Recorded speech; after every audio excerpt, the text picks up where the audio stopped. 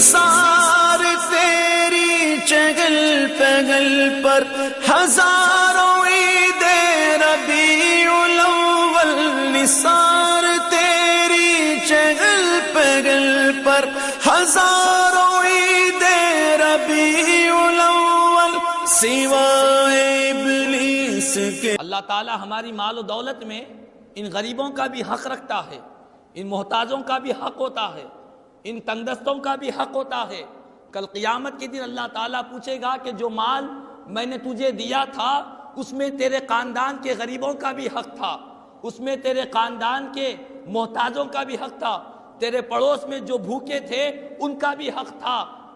اللہ تبارک و تعالیٰ ہر بندے سے سوال کرے گا۔ اسی لیے اللہ نے جو استطاعت دی ہے، جو گنجائش دی ہے، اللہ کی بارگاہ میں اور اس غریب کو ضرور مدد کرے۔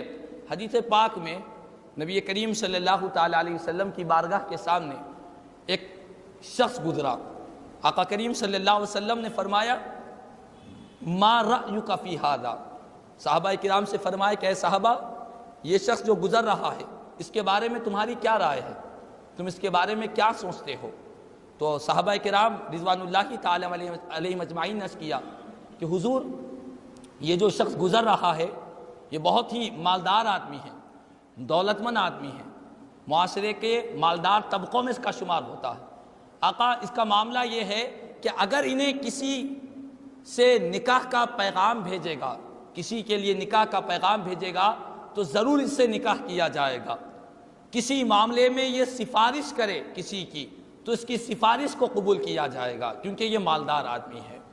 وہ شخص گزر گیا، پیارے آقا خاموش رہے۔ ایک دوسرا شخص گزرا، پیارے آقا نے فرمایا کہ اے میرے صحابہ بتاؤ ما رأیک فی ھذا، اس شخص کے بارے میں تمہاری کیا رائے ہے؟ صحابہ کرام نے عرض کیا کہ حضور بات یہ ہے کہ یہ غریب ہے، یہ تنگ دست آدمی ہے، اگر اس کا یہ معاملہ ہے کہ انہیں کسی جگہ اپنے نکاح کا پیغام بھیجتا ہے تو کوئی اس کی نکاح کے لیے تیار نہیں ہوں گے،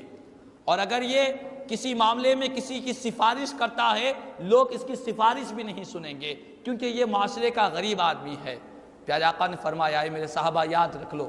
قسم بخدا یہ جو غریب انسان ہے، یہ جو محتاج ہے،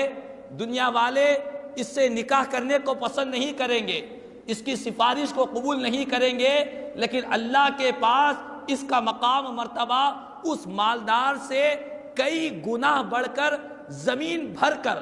ساری زمین بھر کر اس مالدار کے برابر ساری زمین بھر کر افراد ہو، اس ایک آدمی کی برابری نہیں کر سکتے، اس غریب کی برابری نہیں کر سکتے، زمین بھر کر وہ مالدار یہ ایک غریب کی برابری نہیں کر سکتے۔ اللہ اکبر۔ تو پتہ یہ چلا کہ جس کو اللہ تبارک و تعالیٰ نے محتاجی میں رکھا، تنگ دستی میں رکھا،